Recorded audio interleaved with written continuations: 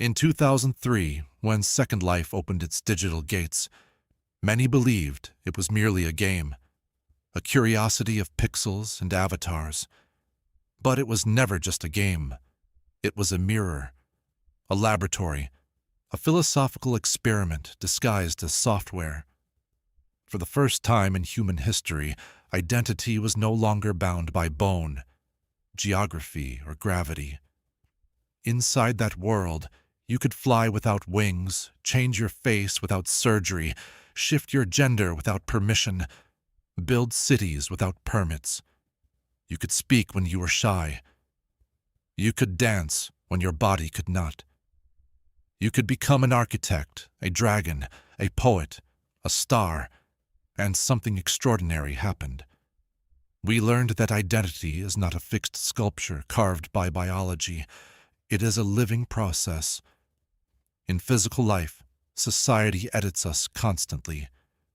It trims our expressions, it assigns roles, it defines appropriate. But in digital space, especially in worlds like Second Life, the editing tools were handed back to the individual. The avatar became a philosophical instrument. It was not a mask to hide behind. It was a lens to see through. Some used it to escape, but many used it to reveal. The quiet found voice. The marginalized found belonging. The artist found infinite canvas. The disabled found mobility. The curious found experimentation without consequence. This is the paradox of virtual identity. When we step into a constructed world, we often become more authentic. Why? Because the physical world imposes friction, social expectations, economic limitations, inherited narratives.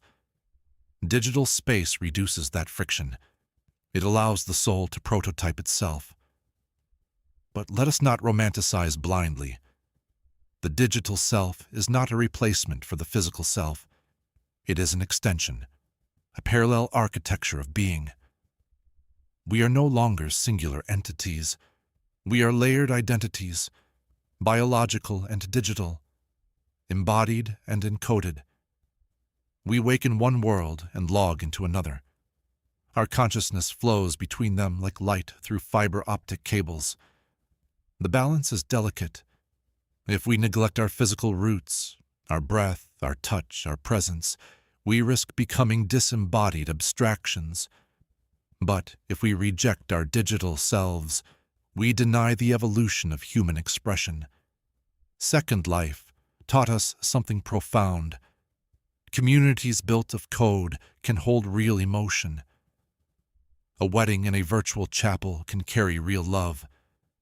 A support group meeting in pixelated chairs can provide real healing. A virtual classroom can ignite real curiosity. The brain does not distinguish sharply between a memory formed in atoms and one formed in pixels. Emotional connection is not measured in bandwidth. It is measured in empathy.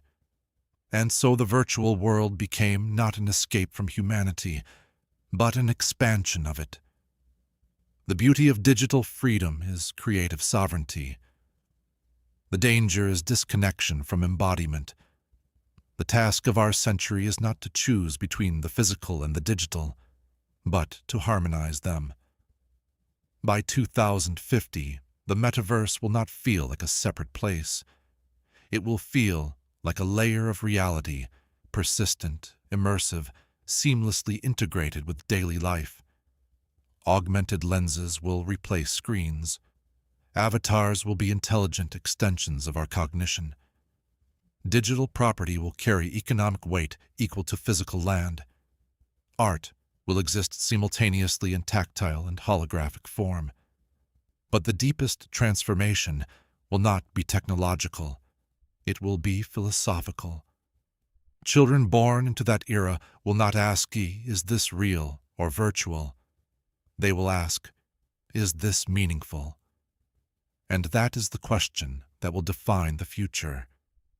If we carry forward the lesson of Second Life, that identity is fluid, creativity is boundless, and community transcends medium, then the Metaverse of 2050 will be a renaissance of human expression, not a replacement for Earth, not an escape from responsibility, but a second horizon of possibility.